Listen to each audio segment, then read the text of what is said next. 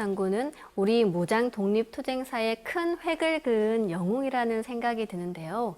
특히 경수국지 일에 가장 빛나는 봉오동 전투와 청산리 대첩을 승리로 이끄신 분도 바로 홍범도 장군 아니십니까?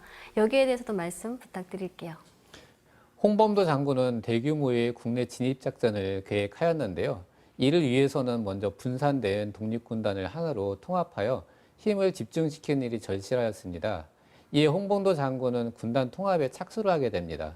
그래서 총합 1,200명 수준의 연합부대가 탄생을 하게 되죠. 연합부대는 실질적으로 홍범도 장군이 지휘를 하게 되었고요.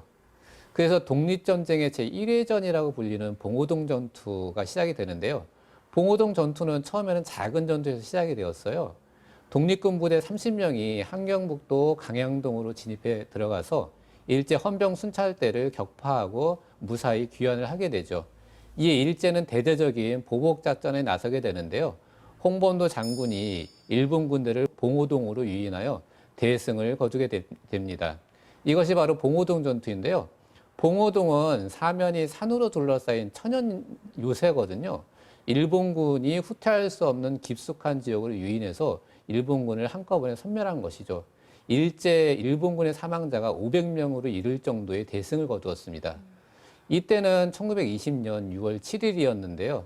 일본군이 우리 독립군에게 참패를 당한 역사적인 날이죠.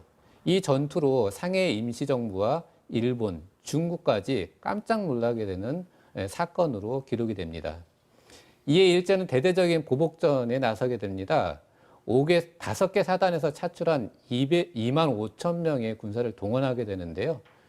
독립군 부대들은 봉오동 전투 이후 일제의 보복을 피해 이동하여 청산리에 모이게 되죠. 당시 청산리 근처로 모인 독립군은 회의를 통해 홍범도 장군의 지휘하에 군사작전의 통일을 협의하게 되죠. 드디어 청산리 백운평에서 일본군과의 첫 전투를 시작으로 해서 6일 동안 10여 차례의 전투로 치열하게 전개가 되었습니다. 이 10차례의 전투에서 모두 승리하면서 청산리 대첩은 국치 이래 독립군이 거둔 가장 빛나는 전투가 되었죠. 일제강점기 나라를 빼앗기고 핍박을 받던 우리 민족에게 봉오동과 청산리 전투의 승전보는 민족의 자존과 의기를 높여준 쾌거라고 할 수 있을 텐데요.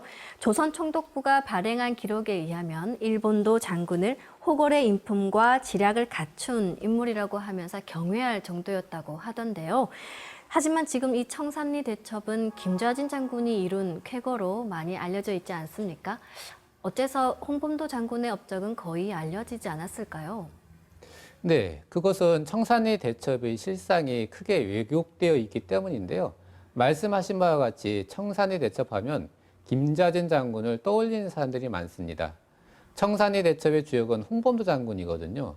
저자는 이렇게 왜곡된 이유를 해방 후 국무총리를 지내고 청산리 전쟁 당시 북로군 정서 장교였던 이범석 씨 때문이라고 적고 있습니다. 그는 회고록에서 홍범도 장군의 부대가 도망치다가 떼죽음을 당한 것처럼 기록했는데요. 이것이 역사적인 사실로 인정되기에 이르렀죠. 그리고 앞서 말씀드린 대로 여기에 더해 당시 조선 빨치산 대전이라는 호칭에 대해 반공정신이 작용하면서 홍범도 장군의 공적이 크게 저평가된 것으로 보입니다. 이런 이유로 인해서 홍범도 장군은 한국 독립운동사에서 철저하게 외면받고 기피되었는데요.